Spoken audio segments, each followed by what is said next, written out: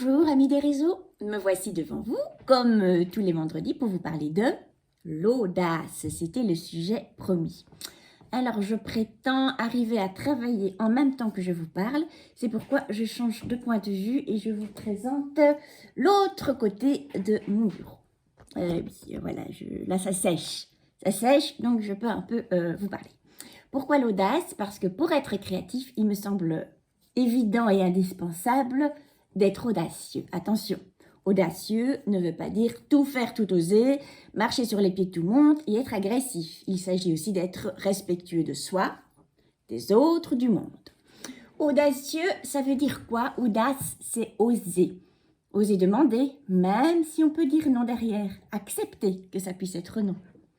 Oser se tromper, échouer, apprendre. Oser frapper pour que les portes s'ouvrent ou qu'elles restent peut-être fermées. Prendre ce risque de l'échec. Sans cette audace, pas d'avancée, pas de création. En tout cas, juste pour soi dans son petit coin, c'est pas très fructueux.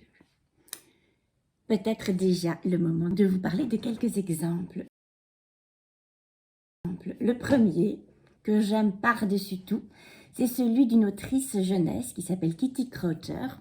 Tous ceux qui aiment les enfants et qui lisent des livres aux enfants la connaissent.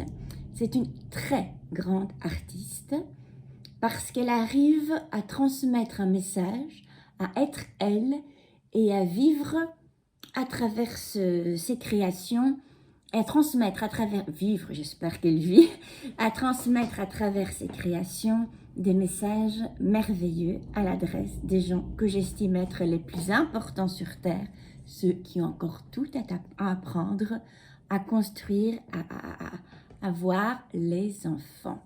Je mets à la fois les enfants à l'honneur du coup et cette grande artiste. J'ai préparé des livres, je les ai oubliés, je viens les chercher. Les voici. Bon, nous avons d'abord ce livre que je vous recommande très chaudement, qui est une conversation avec Kitty Crowther et qui nous montre l'étendue de son audace, tout le temps, toujours. Déjà, quand on regarde les traits de son travail, comme ici dans Scritch, Crack, Dip, Clapote, ouais, déjà le titre, faut le faire. Eh bien, la toute première fois que j'ai vu ce livre un peu de loin, de regard un peu naïf, il y a longtemps, hein, je vous le dis tout de suite, je me suis dit, bon, c'est bizarre, c'est des dessins crayons, c'est un peu basique, ouais, tu parles, basique. Quand on commence à guérir un peu son œil et qu'on regarde son travail, et alors là, attention, je vous sors l'artillerie lourde, on trouve des choses juste merveilleuses de son travail, et là, on se dit, ah ouais, d'accord, on est quand même dans la cour des très grands. Regardez-moi ça, attendez, j'ai une autre... Ah bon, voilà. Je pense que qui ne peut pas être séduit par ça? Dites-moi, c'est du crayon. Hein. Bon, elle illustre dans cet ouvrage un texte de Yann Taureau et qu'elle... merveilleusement, d'ailleurs, regardez-moi cette couverture.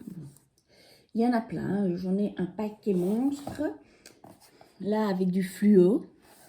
Un petit chien... juste moche, de mon point de vue, que ma fille adore. C'est ça qui est génial avec son travail à Kitty, c'est que Kitty Crowther, Catherine, son prénom, donc c'est qu'elle arrive à... Regardez-moi ça. Elle arrive à transmettre... Alors, on ne voit pas du tout le fluo sur la vidéo, à mon avis. Quoique là, on doit le percevoir un petit peu. C'est beaucoup plus beau dans le livre que sur l'image que je vois. Waouh!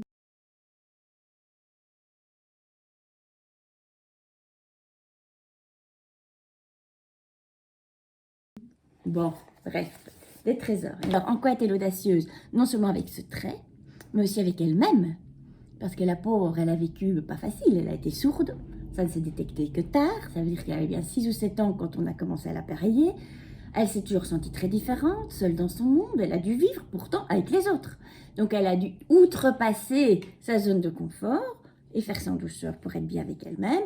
Bref, un très grand travail personnel aussi sur elle-même, pour pouvoir offrir ces chefs-d'œuvre à nous tous. Très grande audace. Et maintenant, une autre femme artiste dont je vous parle, deuxième exemple, qui s'appelle Judith Leister, qui est une peintre hollandaise du XVIIe siècle, qui a été audacieuse déjà parce que c'était une femme, qu'elle était peintre, qu'elle s'est retrouvée dans la guilde quand même, qu'elle avait des disciples, des apprentis, des élèves. Bref, elle était reconnue et elle a vécu dans le monde d'hommes, comme elle était, avec ce qu'elle avait de féminin et comme artiste complète, puisqu'elle avait pas mal de commandes, etc. Et elle a notamment été l'initiatrice de la vie domestique. Donc, elle s'inscrivait un peu dans l'histoire de la peinture de genre en amenant quoi? La vie domestique de la madame dans son chez elle, quand même.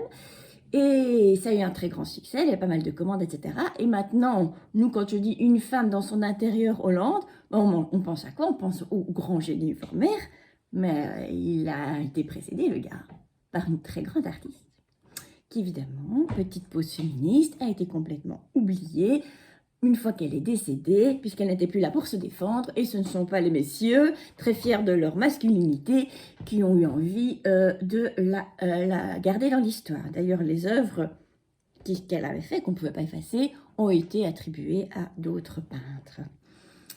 Bon, on a retrouvé l'erreur aujourd'hui, hein, depuis déjà plus de 100 ans. Voilà, amis des réseaux.